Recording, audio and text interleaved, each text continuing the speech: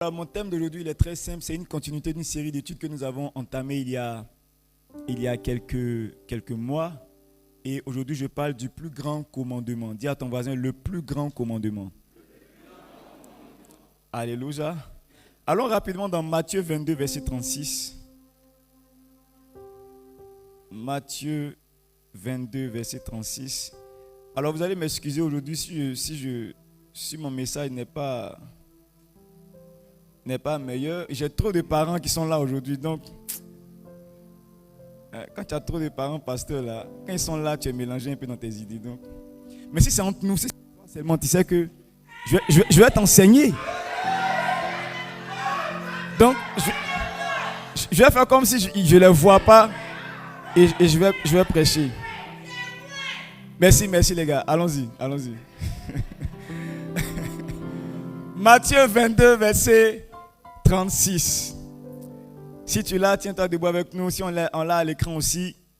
L'écran, on est planté là-bas. Vous n'avez pas vidé, c'est connecté à Internet ou quoi? On a résolu le problème? Cool. Matthieu 22, verset 36. Oui. Maître. Oui. Quel est le plus grand commandement de la loi? Quel est le plus grand commandement de la loi? La plus grande règle, la plus importante. Oui, Jésus lui répondit.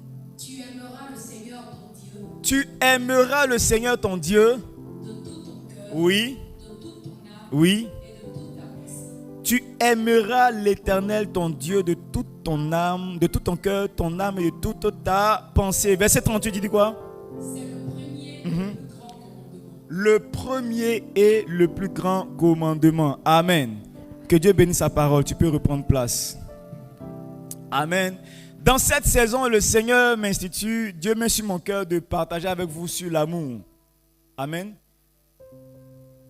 Les pharisiens ont demandé au Seigneur quel est le plus grand commandement dans la Bible. Vous savez, souvent il y a des questions qui sont un peu des questions pièges.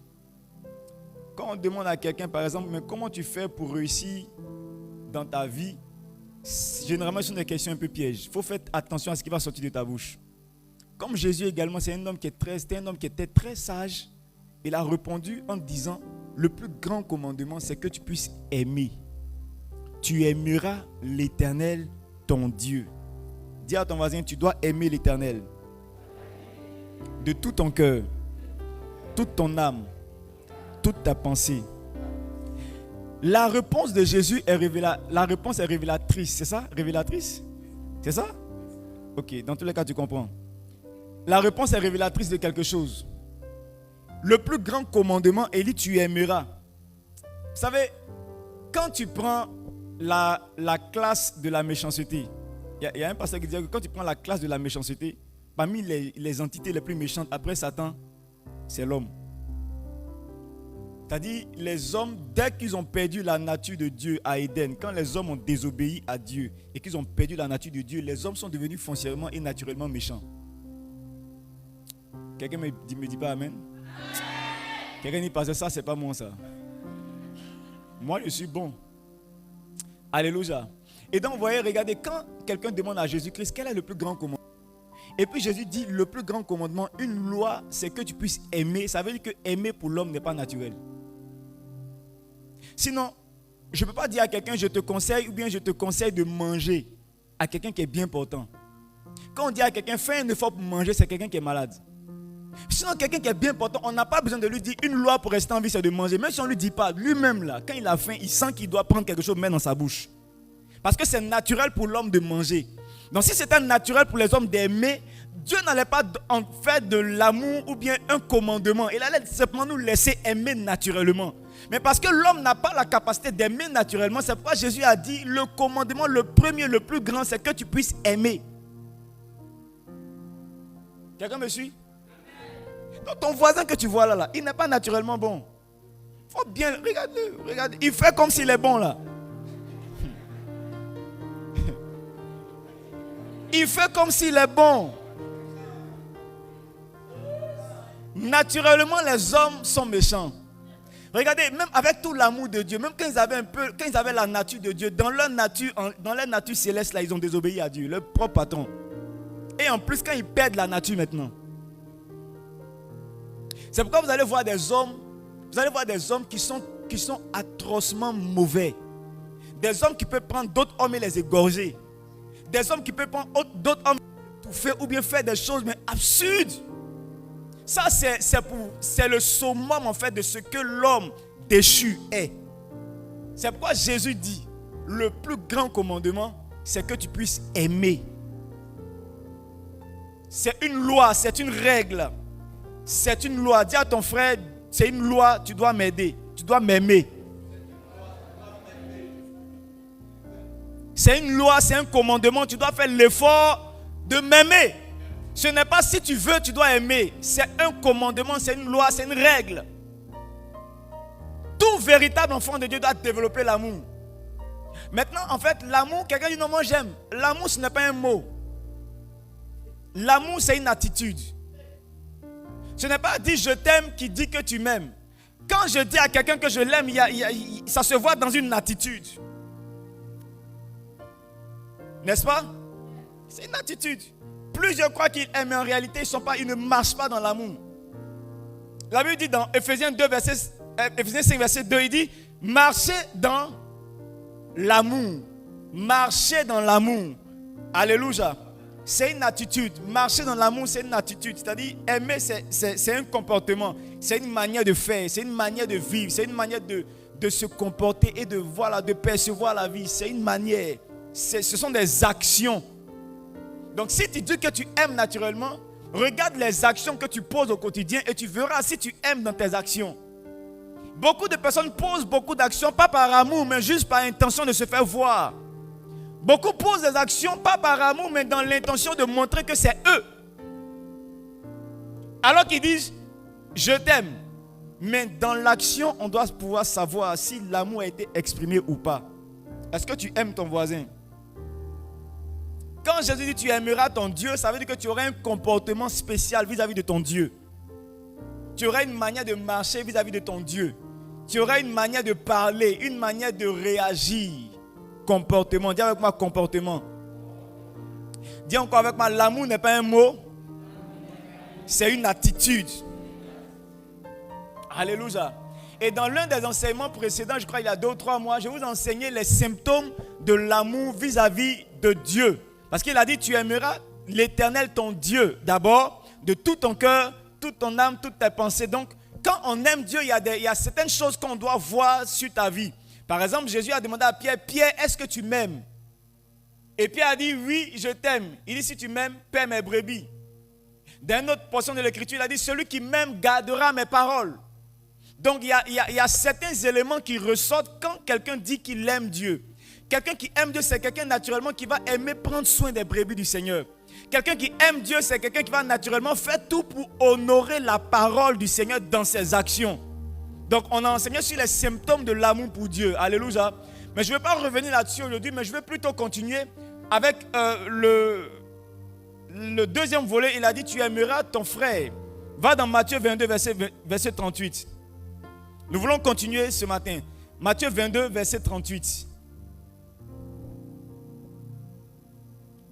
22, 38. C'est le premier et le plus grand commandement. Oui, 39.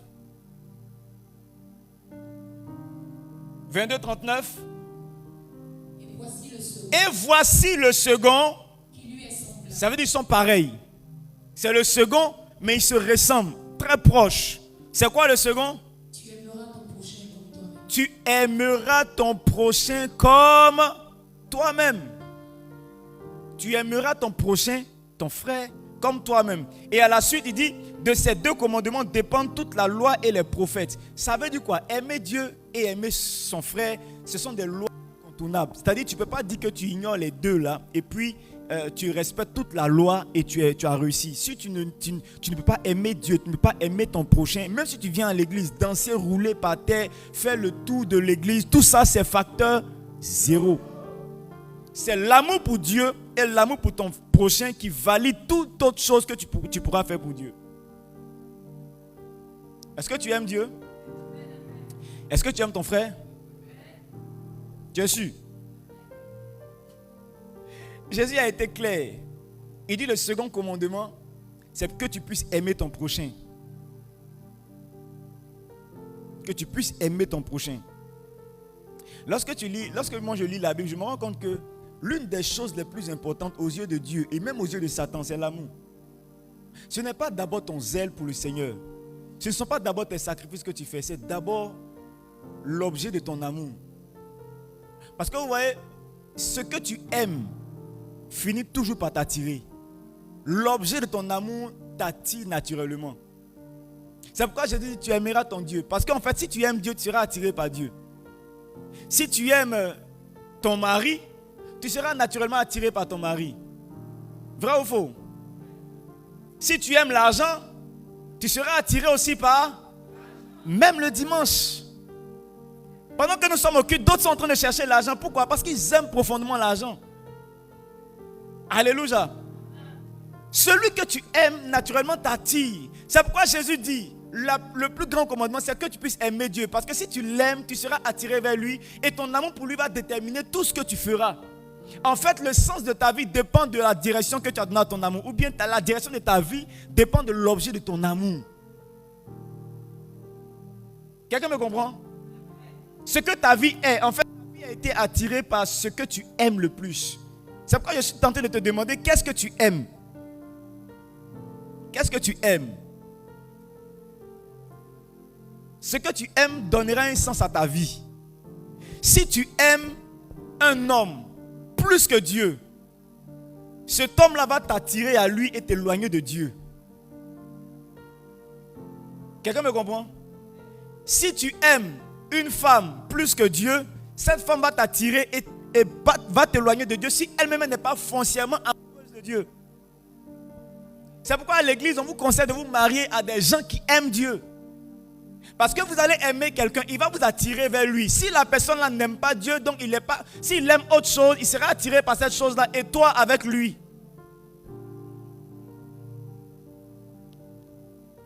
Si lui, il aime l'argent et que toi, tu l'aimes, toi, tu seras attiré vers lui et lui sera attiré vers l'argent.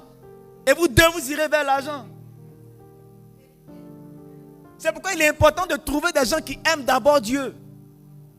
Comme ça, c'est sûr que tu peux te laisser aller. Lui aussi, il va dans le même sens que toi. Vous allez, vous deux, vers Dieu. Alléluia. L'objet de ton amour détermine le sens de ta vie. Parce que ce que tu aimes t'attire toujours. Demande à ton voisin, qu'est-ce que tu aimes? Qu'est-ce que tu aimes? Les robes, les mèches, les talons, les sacs à main, les quoi encore? Les perruques. C'est pourquoi la Bible nous dit, Jésus dit, n'aimez point le monde, ni les choses qui sont dans le monde. Parce que si vous aimez le monde là, le monde va vous attirer. Si vous aimez les choses qui sont cachées dedans, ces choses-là vont vous attirer. Ce n'est pas qu'elles sont mauvaises. L'argent fait partie du monde. Avoir un mari fait partie du monde. La promotion fait partie du monde. Ce n'est pas que ces choses sont mauvaises. Mais ça ne doit pas être d'abord l'objet de notre amour. Notre amour doit aller d'abord vers Dieu. Parce que c'est lui qui crée tout ça. C'est pourquoi il a dit, cherchez premièrement le royaume des cieux. Et toutes ces choses vous seront données. Donc Dieu a prévu t'en donner. Mais il faut que tu puisses l'aimer. Il faut que tu sois d'abord avec lui. Et il va t'en donner. Alléluia. Donc nous parlons ici de l'amour pour les frères. L'amour pour le prochain. Amen. L'amour pour les prochains. Vous savez, quand je vois un chrétien qui a du mal à faire des réunions d'église, un chrétien qui a du mal à aller en cellule, un chrétien qui a du mal même à rester après le culte pour faire juste une petite réunion d'organisation, je peux voir quelqu'un qui n'aime pas ses frères. Regarde quelqu'un qui ne fait jamais les réunions de tribu. Dis-lui, qu'est-ce que je t'ai fait? Parce que si tu m'aimes, tu vas vouloir rester avec moi pour faire la réunion. Je le dis toujours, il y a des chrétiens, dès qu'on dit l'Éternel est mon berger, j'habiterai dans la maison jusqu'à la fin de mes jours. Dès qu'on dit Amen, il est au portail. Le Amen, il est déjà au portail. Il ne faudrait même pas qu'un frère s'amuse à lui demander son nom. Il est déjà parti. Alléluia. L'amour est important. Aimer ses frères est important. Tu ne peux pas rester avec des gens si tu ne les aimes pas. La Bible dit dans Colossiens, il dit l'amour est le lien qui unit parfaitement. Colossiens 3, verset 34. Il dit l'amour est le lien qui unit parfaitement. Colossiens 3, 34. L'amour est le lien qui unit parfaitement. Donc ça veut dire quoi? Quand tu vois des gens ensemble, c'est des gens qui ont trouvé le moyen de s'aimer. Et je vous ai dit qu'on n'aime pas quelqu'un parce que cette personne est parfaite. On aime parce qu'on doit aimer. On aime parce qu'on veut aimer. Les hommes ne seront jamais parfaits. Tu dois apprendre à les aimer tels qu'ils sont. Parce que l'amour est divin. L'amour n'est pas quelque chose de naturel. L'amour vient de Dieu. Il dit celui qui aime est de Dieu. Donc quand tu veux aimer, tu dois aimer parce que tu viens de Dieu. Tu crois que tu viens de Dieu et tu peux développer cette capacité en toi d'aimer. Donc quand les gens restent ensemble, c'est des gens qui ont trouvé le moyen de s'aimer, de s'apprécier. Je trouve le moyen d'aimer quelqu'un, peu importe comment la personne est. C'est pourquoi j'aime pas trop qu'on vienne me dire non, tu as vu lui, il a fait ça de mauvais, il a fait ceci de mal, il a fait ceci de mal. Parce que les gens qui viennent raconter le défaut des autres, c'est des gens qui n'aiment pas. Tout le monde a ses défauts. Mais tout le monde a aussi ses qualités. Frère, tout le monde a des défauts. Y compris toi, y compris moi. Même Dieu a ses défauts. Souvent tu parles, il ne te répond pas. Et le jour où tu n'as pas envie de l'écouter, c'est là qu'il te parle. Et puis tu dois faire ce qu'il t'a dit. C'est un défaut. Donc même si tu veux l'aimer, tu dois l'accepter comme ça pour dire, bon, c'est lui le patron. Si on il ne veut pas me parler, ce n'est pas grave. Demain, s'il veut me parler, on va causer. Tu acceptes ça comme ça. C'est pourquoi nous sommes tous ici. Sinon nous tous on a prié pour des choses qu'on n'a pas encore eues.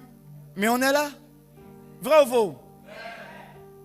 Avec ton frère, tu ne peux pas attendre qu'il soit parfait avant de l'aimer. Tu dois l'aimer parce qu'il est comme ça. Il est bien comme ça. Il est bien comme ça. Hier ou avant-hier, je parlais avec un frère par rapport à un mariage. Et puis, on a une soeur qui était ici avec nous. Qui a connu la soeur Germaine? Vous avez connu la soeur Germaine? On réfléchissait à l'organisation. On dit, ça si Germaine était là, on n'allait pas penser. C'est pas nous, on allait penser à ce genre de choses. Parce que Germaine, c'est quelqu'un. C'est vrai qu'elle a son comportement, mais en termes d'organisation, elle est chaude. Quand on dit mariage comme ça, tu lui as rien dit, mais elle a déjà fait l'uniforme de tout le monde. C'est-à-dire, elle charge la chose sur sa tête. Alors que d'autres la trouvaient un peu palabreuse, un peu colérique, un peu ceci, un peu cela. Mais dans son... Comme elle est là, quand on dit fête, tu peux compter sur Germaine. Donc elle a ses défauts, mais elle a aussi ses qualités. C'est hier, on s'est rendu compte qu'on a perdu quelqu'un qui avait de bonnes qualités pour les fêtes. Oh, elle est sur la mission d'Abidjan. Elle est à Abidjan, à l'église d'Abidjan.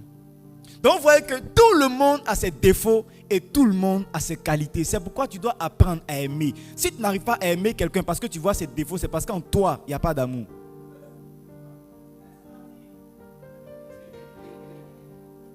C'est parce qu'en toi, il n'y a pas d'amour. Qui tu as décidé de ne plus aimer dans ta vie? Il ne faut pas te laisser distraire par Satan. Tu dis non, il ne faut pas aimer lui, il n'est pas bon. Si tu ne l'aimes pas, c'est que c'est toi qui n'es pas bon. Ce n'est pas lui. Ce n'est pas lui.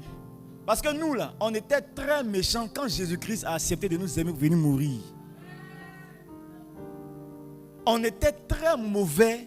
Et quand il est venu, on lui a prouvé que ce qu'il a vu là-bas, là, c'est vrai. On lui a prouvé que nous, là, tu veux pleurer pour nous, on va te tuer. On ne t'a pas envoyé. Il est venu, on l'a tué. Mais ça n'a pas arrêté son amour pour nous. La Bible, au contraire, quand il est monté, il est parti devenir intercesseur pour nous.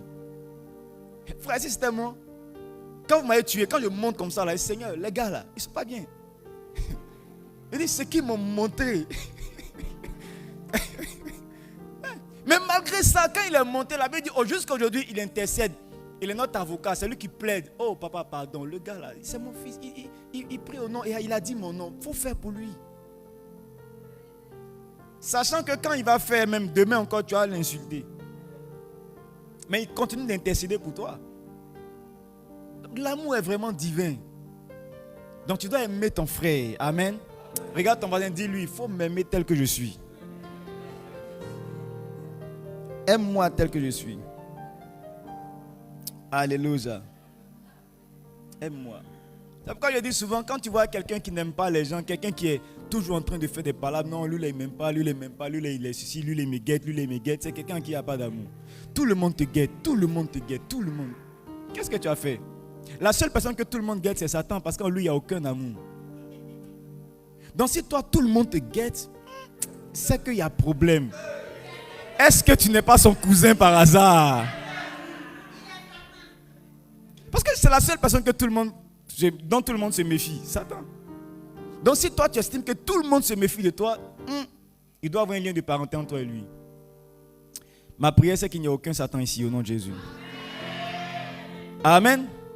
Alors, je vous ai dit tantôt que l'amour n'est pas un mot, mais l'amour, c'est une attitude. Alors, voyons quelques attitudes qui expriment l'amour. Voyons ensemble quelques attitudes ou quelques visages de l'amour. Amen. Quelques attitudes, quelques visages de l'amour. Un mercredi, on avait entamé ce thème-là, mais j'ai eu à cœur de revenir là-dessus pour plusieurs. Voyons 1 Corinthiens 13, verset 4. 1 Corinthiens 13, verset 4.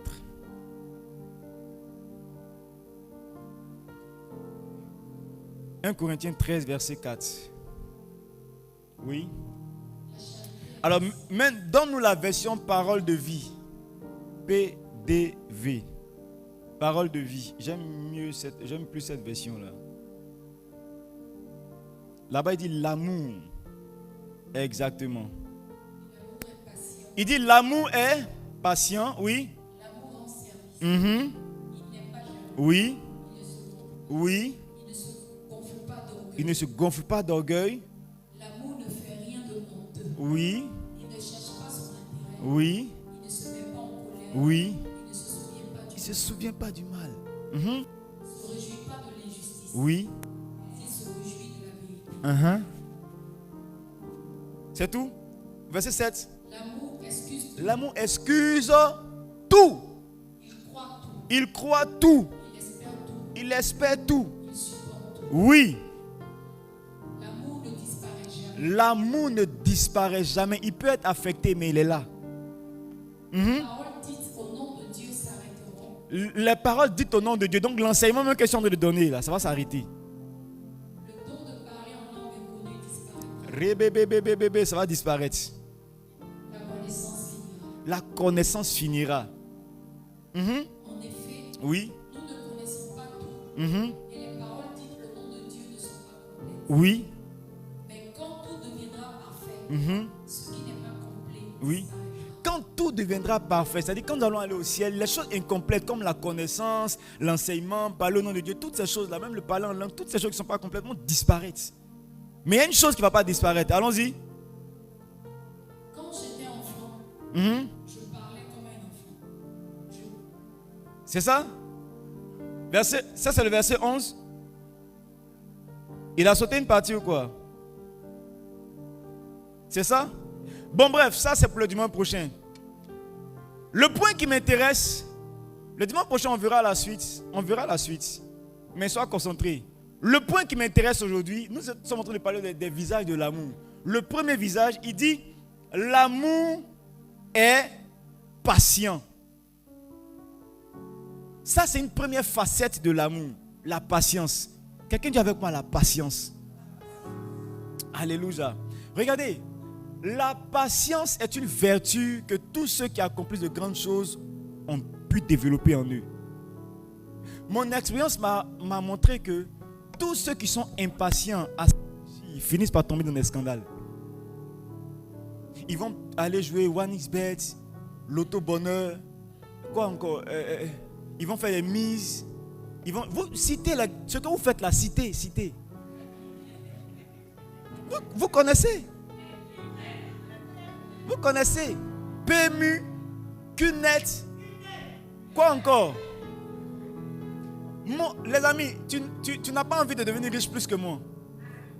Je veux, avant je voulais, maintenant je sais que je vais finir par être un multimilliardaire. Maintenant tu vois, avant là, j'étais pressé comme toi, maintenant là, j'ai pris mon tabouret pour m'asseoir. Parce que j'ai fini par comprendre que tous ceux qui sont impatients pour acquérir certaines choses finissent généralement par tomber dans des scandales. Des pères qui prennent leur salaire pour aller miser dans des jeux de hasard. Parce qu'ils veulent gagner un coup. Ils finiront par tomber dans des scandales. La patience est une vertu qui te permet d'accomplir de grandes choses et qui dureront dans le temps. Souvent on dit que l'un des facteurs dans la réussite, c'est la rapidité dans les décisions. Oui, c'est une vérité. Mais il y a certains domaines également où tu dois pouvoir shifter et être patient pour attendre les choses. Pour qu'une maison soit solide, il faut que tu prennes le temps de faire le sous-bâtiment en profondeur et laisser sécher d'abord. Une maison solide, on ne commence pas par la toiture. On est patient, on fait d'abord le sous-bâtiment. On fait le béton, on fait d'abord le sous-bâtiment. Après, maintenant, on va remplir le sous-bâtiment. Et ensuite, on va faire un chaînage. Ensuite, on va lever un peu les murs. Ensuite, on va faire le deuxième chaînage. Après, on va mettre encore quelques rangées de briques. On va mettre encore des bois.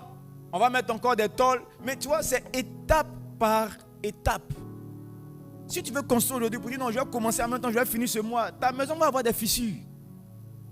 Quelqu'un qui veut bâtir, se réaliser en 2 ans, c'est quelqu'un qui aura beaucoup de fissures dans sa vie. Tous ceux qui courent pour aller au ministère, parce qu'il dit aujourd'hui, on m'a dit que je suis appelé au ministère, donc en même temps, je m'en vais commencer le ministère. Demandez où le ministère est. Ça ne va nulle part. Tout ce qui est solide prend du temps. C'est pourquoi il te faut avoir de la patience. La plupart des femmes impatientes ont attaché à leur cou des hommes qui sont en train de les étrangler aujourd'hui. Parce qu'elles n'ont pas voulu attendre le temps. Dès que le monsieur lui a dit « Bonjour, tu es belle, hein, marie-moi ». Aujourd'hui, on prêche là. Elles sont assises en train de souffler feu. Il dit « Il ne faut pas partir à l'église ». Elles sont en train de souffler feu. Parce qu'elles n'ont pas voulu attendre. Certains se sont retrouvés pères. Ils sont retrouvés papa comme ça à 18 ans, 17 ans. Parce qu'ils n'ont pas voulu attendre. Ils n'ont pas voulu être patients. Dis avec moi la patience. Frère, mon père disait, la direction dans la vie est plus importante que la vitesse. Parce que tu peux aller vite, mais nulle part. Tu peux aller très vite et nulle part. Parfois dans la vie, c'est mieux d'aller lentement et savoir où tu mets ton pied là, c'est un endroit sûr. Patience. Si également tu veux aimer les hommes, tu dois développer beaucoup de patience. Parce que les hommes ne sont pas parfaits. Aujourd'hui, il a marché sur ton pied. Demain, c'est lui qui a lavé ta chaussure. Tu ne sais pas. Si tu veux aimer les hommes, tu dois développer beaucoup de patience. Parce que les hommes qui sont mauvais, aujourd'hui il est mauvais, demain il peut devenir bon. Regardez, si Dieu s'était fâché avec Adam et Ève, quand ils ont désobéi dans le jardin et qu'il les avait tués en même temps, il n'allait jamais avoir Abraham. Dans Adam était caché Abraham. Dans Adam était caché Isaac. Dans Abraham, parce que Adam et Ève ont désobéi. Donc s'il était fâché et impatient avec des hommes désobéissants qui les avaient tués, il n'allait pas avoir l'homme obéissant qui est Abraham. Abraham est appelé l'homme le père de la foi. Regardez David, l'homme selon le cœur de Dieu. Il sort d'un homme désobéissant. Donc, il a fallu beaucoup de patience au Seigneur pour voir en Adam le désobéissant de bonnes personnes. Jusqu'à toi, tu es arrivé ici. La patience. La patience. Alléluia. Dis à ton voisin, sois patient avec moi. Je vais finir par changer. Yeah. Moi, j'ai compris et je préfère laisser les choses se faire. Et je préfère regarder les hommes et les accepter tels qu'ils sont. Patient. Parce que les hommes ne comprennent pas à la même vitesse. Chacun a sa manière de comprendre. Chacun a sa manière de faire. Mais personne n'a l'intention de mal faire. Tout le monde pense bien faire. Personne ne viendra pour dire, moi je veux devenir mauvais dans ma vie. Tout le monde veut être une bonne personne. Donc quand tu vois quelqu'un qui a de mauvais résultats, il ne faut pas le taguer. Il ne faut pas l'enfermer. Il ne faut pas l'achever. L'église est la seule armée où les gens sont prêts à achever leurs blessés.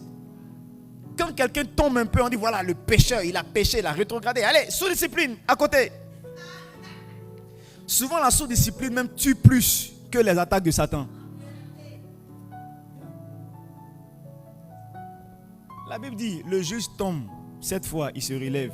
Ce qui fait de toi un juste, ce n'est pas ta capacité à ne jamais tomber. Ce qui fait de toi un juste, ce n'est pas ta capacité à ne jamais tomber. Ce qui fait de toi un juste, c'est ta capacité à te relever à chaque fois que tu tombes. Donc, quand tu as vu quelqu'un qui est tombé là, quand tu as vu quelqu'un qui est tombé, si tu crois que tu es juste, aide-le à se relever. Parce que demain, toi-même pour toi, ça arrive. Ouais. Quand quelqu'un tombe, relève-le, ne l'achève pas, ne l'achève pas, ne l'achève pas. Ne fais pas comme le fils de Noé. Il a vu son père couché, saoulé. Il a commencé à rire. Les gars, papa est saoulé, il est die, il est die. Il est versé au salon là-bas. Il a commencé à rire. Non, n'expose pas la nudité de ton frère quand il tombe. Sois patient envers lui. Couvre sa nudité. Protège son intégrité. C'est ça, aimer son frère. C'est ça, aimer sa soeur.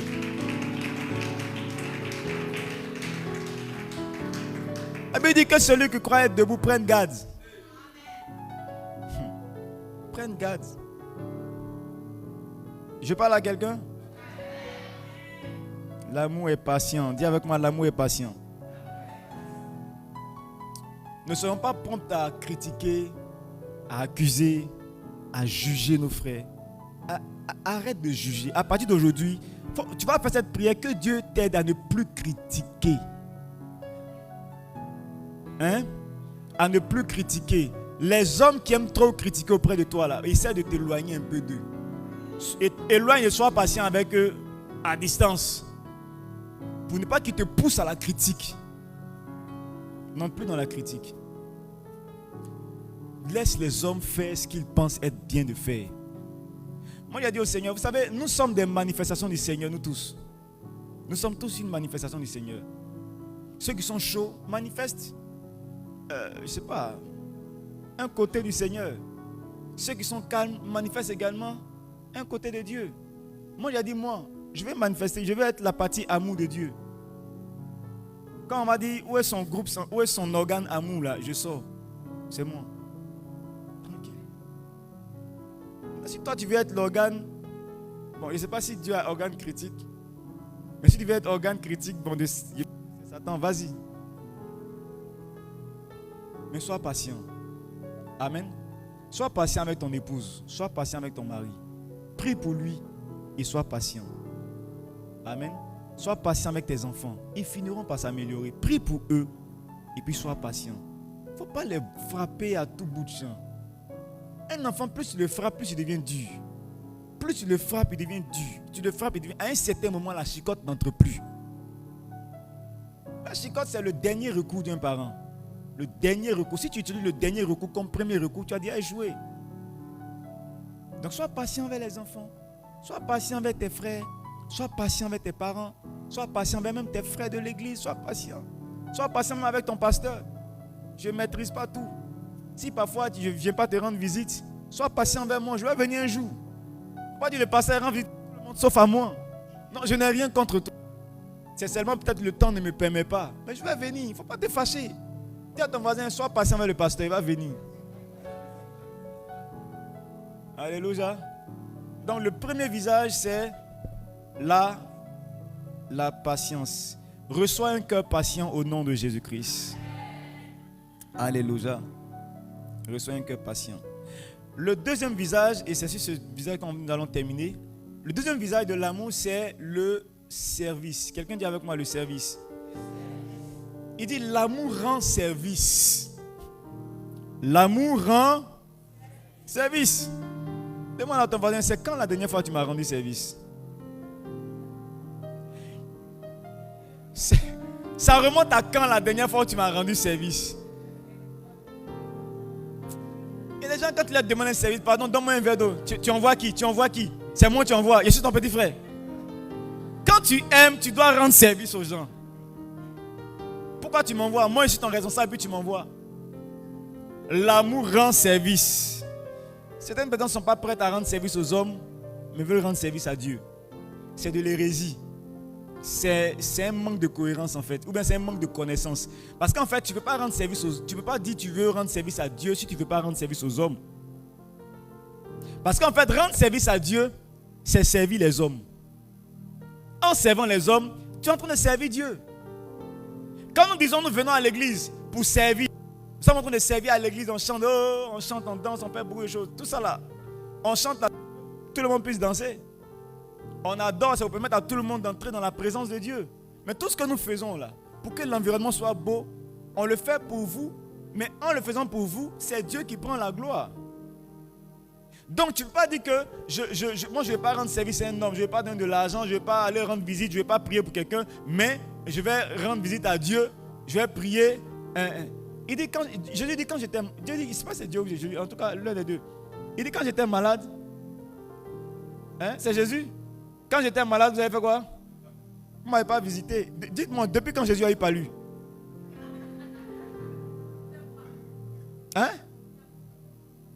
Jésus n'a jamais eu palu.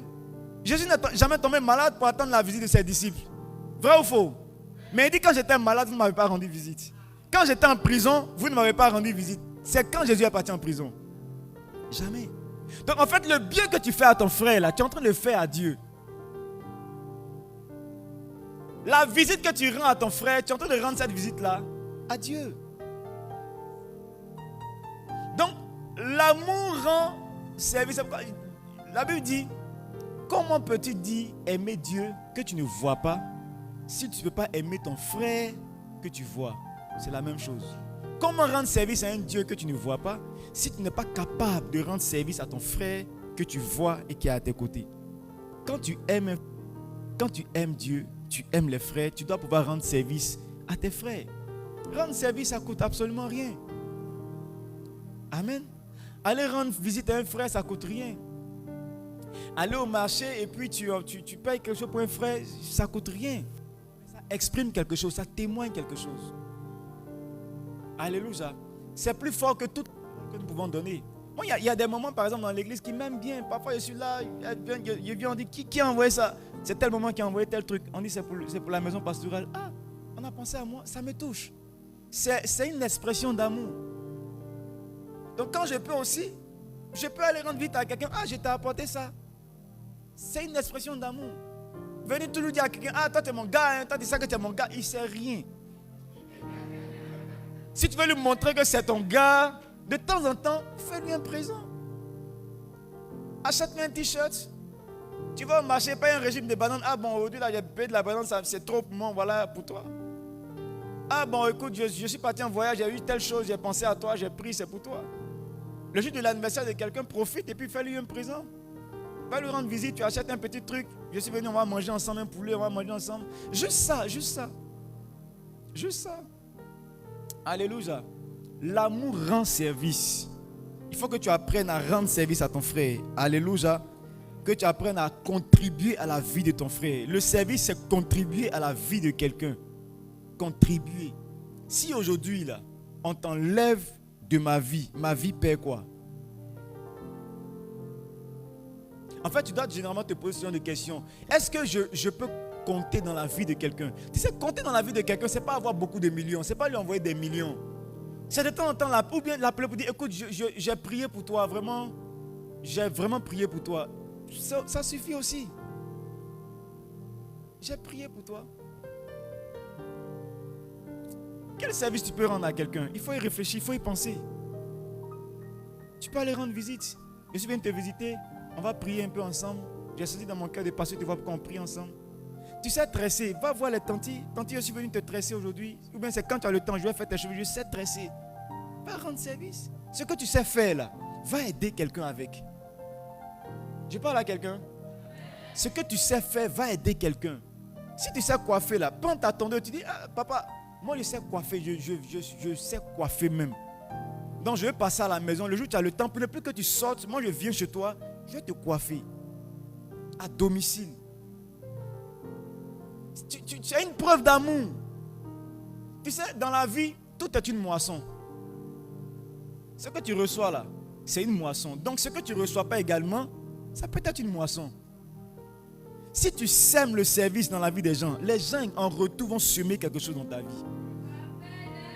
Si tu as l'habitude de rendre service à quelqu'un, tu ne manqueras pas d'hommes pour te rendre service. Je vous l'assure. Mais si tu es fermé sur toi-même, tu ne bouges pas, c'est toi, c'est ta vie, c'est ta femme, tes 2 enfants, et c'est fini, ton chien, ton chat. Le jour où tu auras un palu à 1h du matin, tu n'auras personne à appeler pour dire pardon, passe à une pharmacie, viens me trouver à la maison. Le chat va partir payer ton médicament. J'étais dans une maison quand j'étais à Abidjan, mon voisin direct, on était dans les studios, le voisin direct, non, une dame. Bon, il y a eu 2 exemples comme ça. La première, la dame là, quand elle rentre à la maison, elle ne parle à personne. Mais la dame était trop choquée. Quand elle rentre dans la maison, elle rentre dans sa maison, elle ferme. Elle est là-bas. Quand elle sort le matin, elle pense au sac qu'elle est partie. Elle ne saluait absolument personne dans la cour. Un jour, elle était enfermée dans sa maison. Non, j'ai dit un jour. Tu me suis? Elle était enfermée dans sa maison et elle a eu un palu. On ne sait pas c'est quelle maladie. Nous sommes dans notre maison, ma femme et moi. Et puis, à un certain moment, on a commencé à entendre comme quelqu'un qui gémit.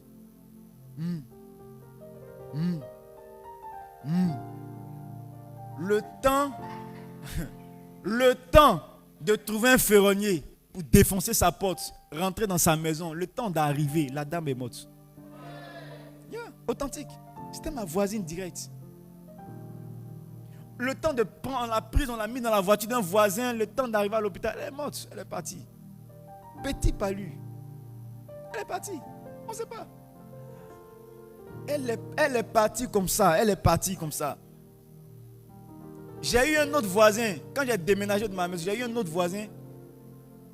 Lui, c'est le mur qui nous séparait de l'autre côté. Lui, c'est un boucantier. Quand il arrive comme ça, il met les musiques coupées, décalées. Tu sais, les maisons, avant on était dans un petit quartier de façon là. Les maisons, c'est comme si c'est le mur qui nous sépare, mais on entend tout. Le voisin ronfle, tu entends chez toi. Donc, quand il met même sa musique comme ça, là, c'est comme si c'est chez toi, il a mis la musique. Le voisin m'embêtait et en plus, il ne saluait personne. Quand il vient, il rentre dans sa maison, il met la musique, bou, bou, bou, et puis il fume. Donc, l'odeur de la cigarette arrive chez moi. Moi, je ne supporte pas l'odeur de la cigarette, mais donc, il m'embêtait. Un jour, je faisais ma lessive derrière. Et puis, j'entends quelqu'un aussi qui gémit comme ça.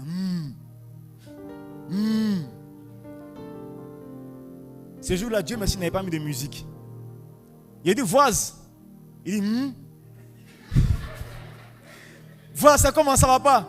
Il dit, voisin, débrouille-toi, ouvre la porte. Je ne sais pas comment le gars il a fait.